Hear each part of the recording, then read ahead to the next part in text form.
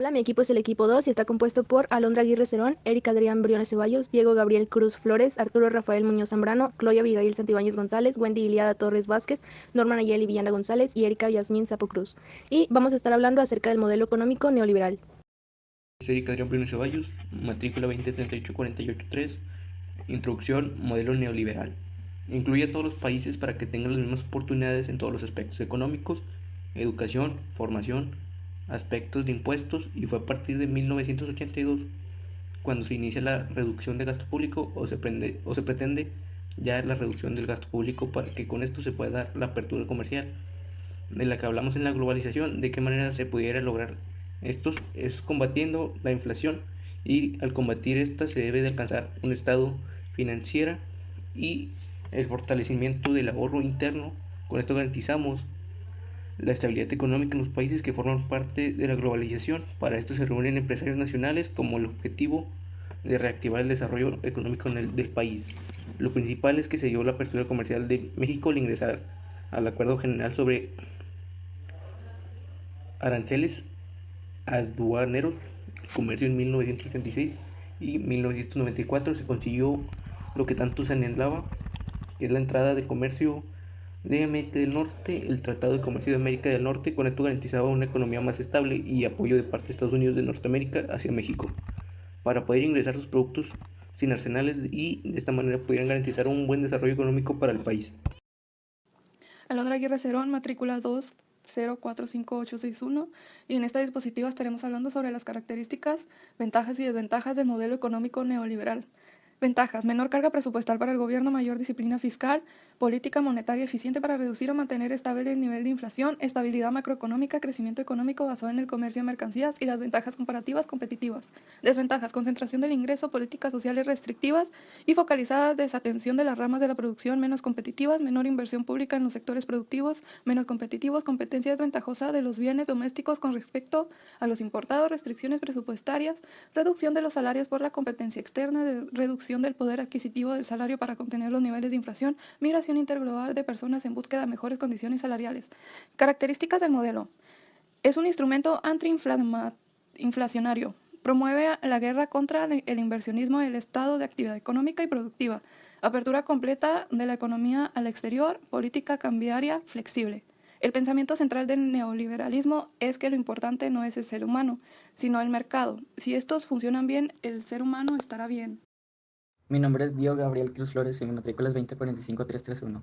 En el periodo de la historia que va de 1982 a 1988 con el gobierno presidencial de Miguel de la Madrid, en la que se introduce este nuevo concepto conocido como neoliberalismo, el cual es aplicado de manera estratégica. El inicio es marcado con las primeras ventas y privatizaciones de empresas paraestatales. Durante la estadía de Miguel de la Madrid como presidente, el gobierno contaba con participación de 45 ramas de la economía, pero para el último su participación se limitaba a solo 23 ramas, resaltando que en el año de 1982 el gobierno federal contaba con 1.155 empresas, las cuales en 1988 reducirían su número a solo 412. Para el gobierno de Salinas de Gortari, este nuevo concepto se profundizaría más y establecerían más durante los principales postulados de la política economía gubernamental. Artículos como el 28, 73 y 123 referidos a la reprivatización de la banca, la reforma electoral, de la ley de culto y el artículo 27 que abre la posibilidad para que los ejidatarios pudieran vender sus tierras a capitalistas nacionales o extranjeros. Con esto último se busca crear condiciones para definir un nuevo perfil de la propiedad agrícola, haciéndoles partícipes como arrendatarios participantes del capital privado nacional, extranjeros y tierras comunales, además de la compra y la venta, de incrementar la productividad y capitalización del sector agrícola con ayuda del sector privado.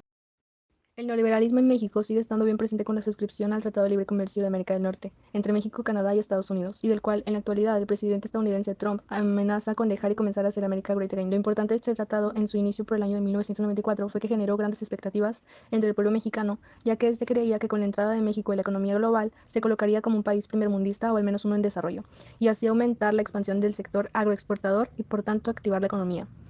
Para México, esto trajo consigo grandes consecuencias, más negativas que positivas, ya que trajo bajos salarios, mano de obra barata, dependencia económica de México con otros países, precios altos en servicios básicos, falta de respeto a los derechos laborales, eludiendo obligaciones como patrones, desempleo, fracaso de sectores nacionales, desmantelamiento de la planta productiva, empleo informal y la economía mexicana, al contrario de lo que se estaba expectante, no ha crecido en términos reales en los últimos 20 años. Por otro lado, en lo internacional, en ámbitos como la seguridad nacional, la política exterior, la política de defensa, la seguridad pública, la educación, las telecomunicaciones, la política laboral, la energía, las reglas electorales, etc., quedamos subordinados a las indicaciones del Fondo Monetario Internacional, del Banco Mundial, de la OCDE y de otros organismos supranacionales. Las desventajas de la son abismales e innumerables, hablando de todos los ámbitos social, internacional, económico y más importante del jurídico.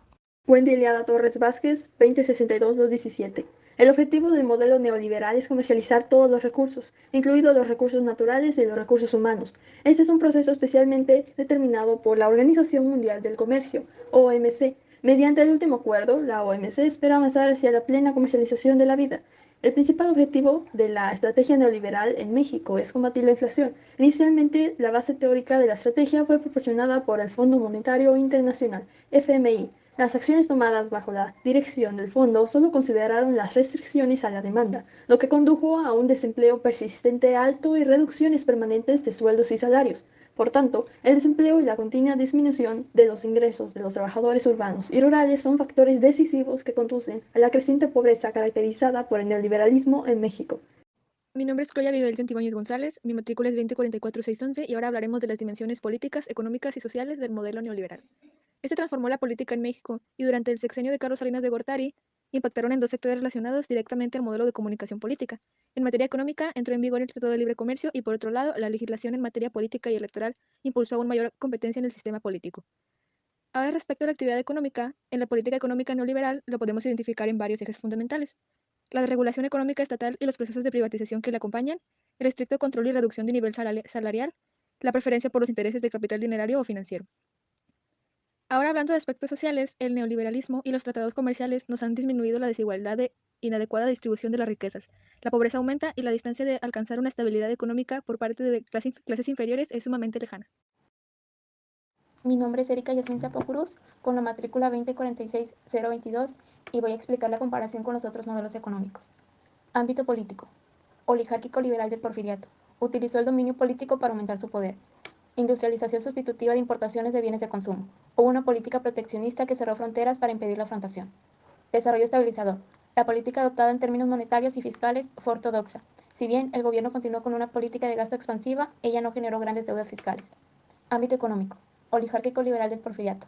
Fue un modelo primario exportador. La economía del país giró en torno de la inversión del capital extranjero y el crecimiento de las exportaciones. Industrialización sustitutiva de importaciones de bienes de consumo. Supuso una organización económica en la cual el Estado, a través de su acción directa como inversionista y de su acción indirecta mediante la política económica, garantizaba una estructura proteccionista y de estímulo a la industrialización como una nueva estrategia de crecimiento. Desarrollo estabilizador. Se considera un periodo de crecimiento económico siendo conocido como la época del milagro mexicano.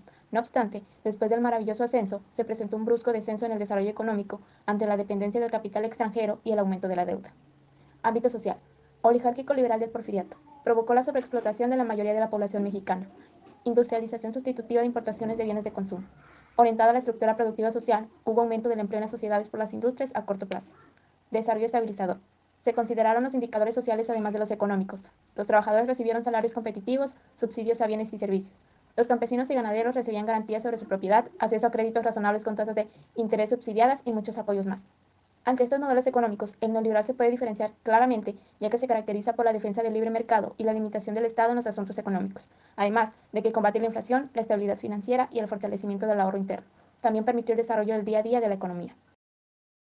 Mi nombre es Norma Nayeli Viana González, mi matrícula es 2045743 y voy a estar hablando acerca de las propuestas para evitar la desigualdad social. La primera es invertir en cooperación y desarrollo sustentable e inclusivo para cualquier persona. La sostenibilidad es el desarrollo que satisface las necesidades del presente sin comprometer la capacidad de las futuras generaciones, garantizando el equilibrio entre el crecimiento económico, el cuidado del ambiente y el bienestar social. La segunda es garantizar la protección y seguridad de los civiles en situaciones de emergencias humanitarias. Esta, más allá de ser una propuesta, es un derecho. Para comprender la consagración de la asistencia humanitaria como un derecho, se hace necesario explicar la relación intrínseca que existe entre el Derecho Internacional Humanitario, DIH, y el Derecho Internacional de los Derechos Humanos, DIDH. La complementariedad Entre estas dos ramas del derecho internacional público recae en la finalidad en que el DIH, como el DIDH, su accionar se basa en la protección de la vida, la salud y la dignidad de las personas, pero desde circunstancias y modalidades diferentes. El derecho humanitario se aplica en situaciones de conflicto armado, mientras que los derechos humanos protegen a las personas humanas en todos los tiempos, haya guerra o paz. La tercera propuesta consta en mejorar el acceso a recursos básicos para las personas más vulnerables, por medio de fundaciones que apoyan a los más vulnerables, que a su vez son sostenibles por medio de múltiples donaciones. Por ejemplo, existen fundaciones como la que se ven en la diapositiva. Para el emprendimiento social está ayudando a los innovadores sociales a responder a la pandemia de COVID-19. Los emprendedores sociales están proporcionando alimentos, agua, refugio y asistencia de salud mental a las poblaciones vulnerables. Actualmente existen 5 modelos sencillos en los que podemos ayudar a las personas necesitadas. Y hay una organización global sin ánimo de lucro que trabaja en 9 países de África, América Latina y Asia para desarrollar servicios de saneamiento y aguas sostenibles.